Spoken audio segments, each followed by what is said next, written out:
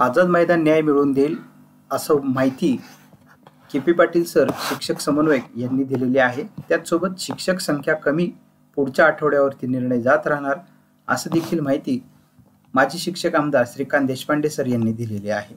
आता हे वक्तव्य किंवा असं का बोललेले आहे के.पी. पाटील सर किंवा माजी शिक्षक आमदार श्रीकांत देशपांडे सर, तर त्याकरिता आपण जेव्हा पूर्व इतिहास बघतो आणि पूर्व अनुभव जेव्हा बघतो तर त्या पूर्व अनुभव आणि पूर्व इतिहासामध्ये हे वाक्य आणि हे शब्द दडलेले आपल्याला पाहायला मिळतात।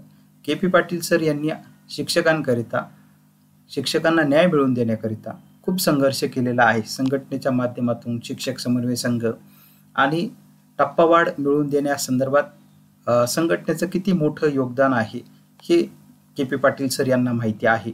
आणि त्यामुळेच आता देखील शिक्षकांना जो अनुदानाचा पुढचा टप्पा मिळवायचा आहे की जो अजून मिळालेला नाहीये, तो दिलेला नाहीये, घोषणा असंख्य झालेल्या आहे, पाठपुरावा कागदोपत्री प्रक्रिया सर्व सुरू आहे, मात्र प्रत्यक्षात अजून तो दिलेला नाहीये। याआधी सुद्धा 1 जानेवारी 2024 तारीख दिलेली होती। तारीख देऊन सुद्धा आता परत ती तारीख बदलवली, 1 जून 2024 ही तारीख करण्यात आलेली आहे। भविष्यात सुद्धा ती तारीख बदलू शकते, परंतु यामध्ये शिक्षकांना माहिती आहे आणि यामध्ये प्रामुख्याने के.पी. पाटील सर यांना देखील माहिती आहे की आपल्याला न्याय जर मिळवायचा असेल तर आझाद मैदानाशिवाय पर्याय नाहीये। आणि त्यामुळेच त्यांनी आज अशी माहिती शिक्षकांना दिलेली आहे की आझाद मैदानच आपल्याला न्याय मिळवून देऊ शकतं। आणि त्यामुळे जास्तीत जास्त शिक्षक जेव्हा या ठिकाणी उपस्थित राहतील तेव्हाच आपल्याला न्याय मिळेल।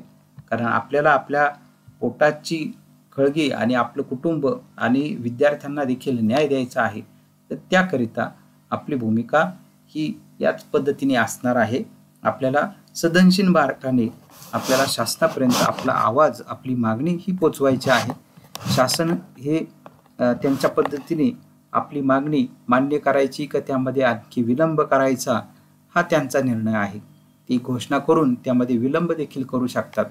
त्यामुळे आता जे वक्तव्य आझाद मैदान न्याय मिळवून देईल असं के.पी. पाटील सरांनी केलेलं आहे, निश्चित त्याला महाराष्ट्रातील सर्व शिक्षकांकडून दुजारा मिळतोय, परंतु उपस्थिती त्या ठिकाणी असणं खूप गरजेचं आहे।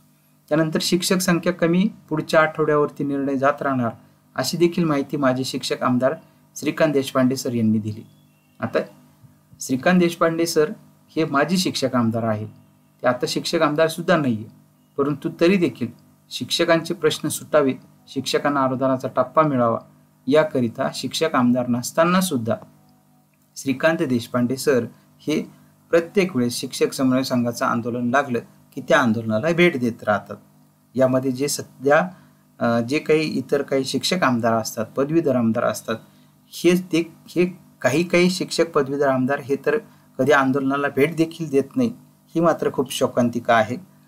तर आता जे माजी शिक्षक आमदार आहेत की श्रीकांत देशपांडे सर, तर यांनी शिक्षक संख्या जेवढी कमी, कारण त्यांनी आज 21 ऑगस्ट 2024 रोजी आझाद मैदान मुंबई या ठिकाणी आंदोलनाला भेट दिली। आंदोलनाला भेट दिल्यानंतर त्यांनी जेव्हा शिक्षकांची संख्या आझाद मैदानात बघितली तर त्यांना देखील खेद व्यक्त करावा असा वाटला, कारण 60,000 शिक्षकांचा हा प्रश्न आहे आणि 60,000 शिक्षकांपैकी अत्यल्प शिक्षक आझाद मैदानामध्ये पाहायला मिळाले। याचा अर्थ काय होतो हा संख्याच त्या ठिकाणी सांगते। आणि त्यामुळं जर संख्याच नसेल तर शासन निर्णय कसा होईल हा देखील खूप मोठा प्रश्न आहे। आणि त्यामुळं जास्तीत जास्त शिक्षकांनी आझाद मैदानावरती थांबले तरच हा शासन निर्णय लवकरात लवकर होईल, अन्यथा शिक्षक संख्या आझाद मैदानावरती जर कमी दिसली तर त्याचं रिपोर्टिंग हे वरती होत असतं आणि पर्यायाने हा शासन निर्णय कोणत्या ना कोणत्या पद्धतीने कोणती क्युरी काढून हा लांबवला जाऊ शकतो असं देखील त्या ठिकाणचे पूर्व अनुभव आहे।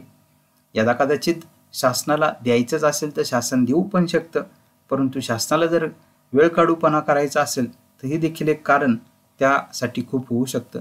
त्यामुळे शिक्षकांनी जास्तीत जास्त संख्येने आझाद मैदानावरती जमावं, एकत्र व्हावं, आपली मागणी सदनशील मार्गाने शासनापर्यंत पोहोचवावी असंच या ठिकाणी सर्व शिक्षकांचं, आझाद मैदानावरती जमलेल्या शिक्षकांचं मत आहे।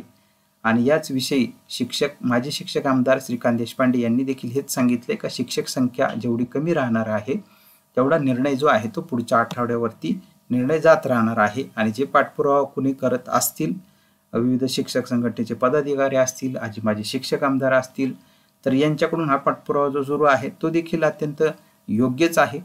पाठपुरावा देखील झाला पाहिजे आणि आझाद मैदान मुंबई या ठिकाणी आंदोलन देखील सुरू राहिलं पाहिजे, कारण नेमकी मंत्रालय स्तरावरती काय चाललेलं आहे याची देखील माहिती ही आंदोलनकर्त्यांना देखील होणं गरजेचं आहे, महाराष्ट्रातील शिक्षकांना पण होणं गरजेचं आहे. परंतु घरी बसून शिक्षकांना न्याय मिळणार नाहीये, शिक्षकांना अनुदानाचा पुढचा टप्पा मिळणार नाही जर शिक्षक घरी बसले तर, अशीच माहिती या ठिकाणी सर्व शिक्षक समन्वय संघातील समन्वयकांतर्फे माजी शिक्षक आमदार श्रीकांत देशपांडे सर यांच्याकडून देण्यात आलेली आहे. त्यामुळे येत्या काळामध्ये शिक्षकांची संख्या आझाद मैदानामध्ये वाढणार का, हा देखील खूप मोठा प्रश्न आहे. जर संख्या वाढली नाही तर शासन निर्णय निर्गमित होईल का, हाच प्रश्न त्या ठिकाणी मोठा उपस्थित होत आहे. त्यामुळे आता संख्याच शिक्षकांना न्याय मिळवून देऊ शकते आणि सर्व शिक्षकांच्या संख्येवरती अवलंबून असणार आहे.